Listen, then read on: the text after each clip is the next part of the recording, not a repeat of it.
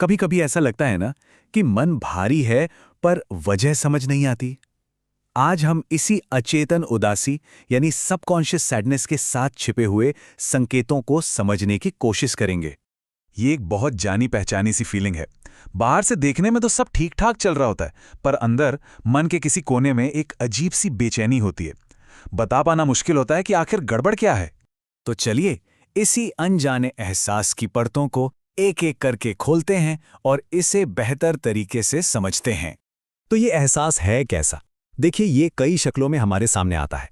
जैसे एक अजीब सी बेचैनी जो जाती ही नहीं, या फिर ऐसा लगना कि हम खुद से ही दूर हो गए हैं, मानो अंदर ही अंदर एक धीमी सी धुन चल रही हो, कुछ ठीक नहीं है, कुछ तो गड़बड़ है। और फिर ताज्जुब होता है कि अरे, छोटी छोटी बातों पर इतनी चिढ़ क्यों हो रही है। तो सवाल ये है कि इस रहस्यमयी सी भावना को आखिर कहते क्या हैं?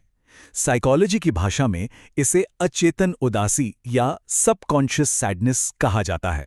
आइए जानते हैं इसका असली मतलब।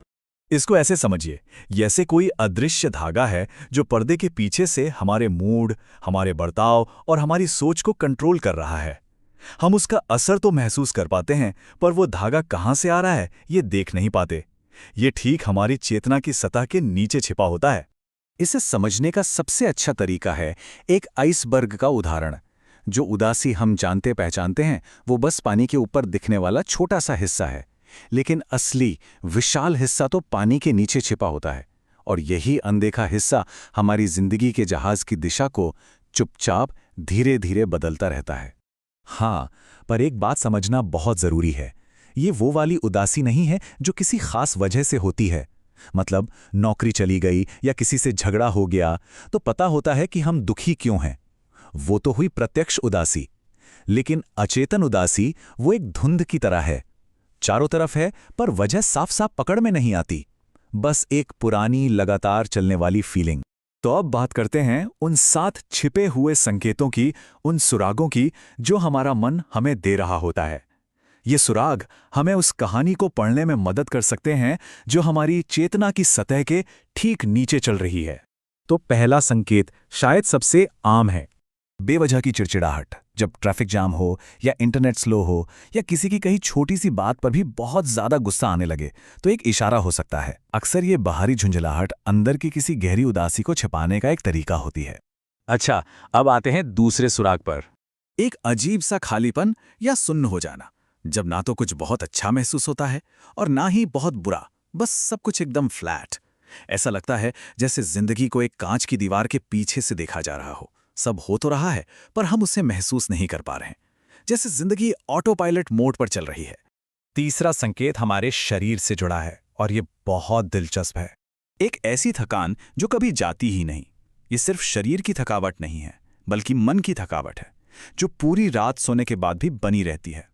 सच तो ये है कि एक अनदेखा भावनात्मक बोझ उठाना किसी भी शारीरिक मेहनत से कहीं ज्यादा थका देता है। और चौथा संकेत हमारी आदतों में साफ साफ झलकता है। नींद और भूख की आदतों में अचानक बदलाव। देखिए, हमारा मन और शरीर एक दूसरे से बहुत गहराई से जुड़े हैं। जब मन परेशान होता है तो इसका असर सीधा हमारी नींद पर पड़ता है। या तो नींद उड़ जाती है या फिर हर वक्त आती रहती है। और यही हाल भूख का भी होता है। या तो कुछ भी खाने का मन नहीं करता या फिर इमोशनल सुकून पाने के लिए हम जरूरत से ज्यादा खाने लगते हैं। पांचवा संकेत उन चीजों से जुड़ा है जिनसे हमें कभी बहुत खुशी मिलती थी। जिन चीजों में कभी मजा आता था उनका बेरंग हो जाना, चाहे वो किताबें पढ़ना हो, दोस्तों से मिलना हो या कोई और हॉबी। जब वही पसंदीदा काम बोझ लगने लगें और उनमें कोई दिलचस्पी ना बचे तो ये एक बहुत बड़ा संकेत है कि अंदर कुछ तो गड़बड़ है। छठा संकेत, आज की दुनिया में तो यह बहुत ही आम हो गया है, चीजों से भागने की आदत। जब हम अपनी असली भावनाओं का सामना नहीं करना चाहते तो हम खुद को भटकाने के तरीके ढूंढते हैं।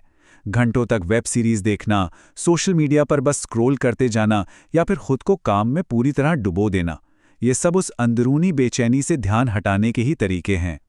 और आखिर में 7वां संकेत, ये हमें फिर से हमारे शरीर के एहसास पर वापस लाता है। शरीर पर एक अनजाना सा बोझ।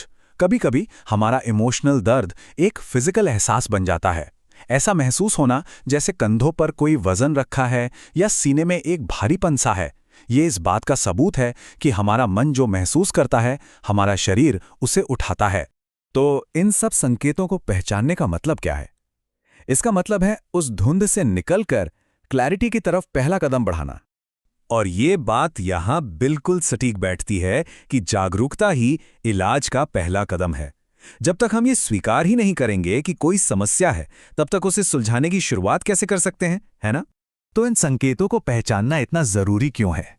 क्योंकि ये उस अनजाने एहसास को एक नाम देता है, और जिस चीज का नाम होता है वो कम डरावनी लगती है। ये हमारे अंदर के कंफ्यूजन को हटाकर एक तरह की स्पष्टता लाता है। और सबसे जरूरी बात, यह हमें खुद के प्रति थोड़ा और नर्म और दयालु होने का मौका देता है।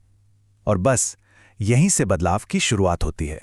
तो अंत में बस एक सवाल, अगर इनमें से कोई भी संकेत आपको जाना पहचाना लगा, तो जरा रुककर सोचिए कि आपका अचेतन मन आपसे क्या कहने की कोशिश कर रहा है।